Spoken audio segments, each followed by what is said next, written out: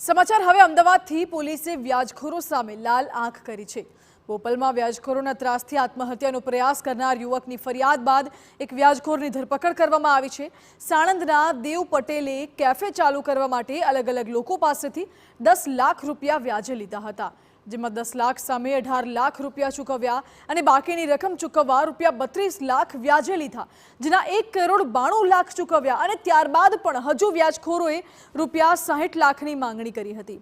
વ્યાજખોરોના ત્રાસને કારણે યુવકે આત્મહત્યાનો પ્રયાસ કરવા જઈ રહ્યો હતો અને તે દરમિયાન પિતાએ આત્મહત્યા કરતા રોક્યો અને બોપલ પોલીસ મથકે ફરિયાદ નોંધાવી હતી, જેમાં બોપલ પોલીસ મથકે મુખ્ય વ્યાજખોર ધવલ પંડિત સહિત કુલ 6 લોકો વિરુદ્ધ ગુનો દાખલ કરાયો છે। પોલીસે મુખ્ય વ્યાજખોર ધવલ પંડિતની ધરપકડ કરી 2 દિવસના રિમાન્ડ મેળવ્યા છે, જ્યારે અન્ય આરોપીઓની શોધખોળ હાથ ધરી છે।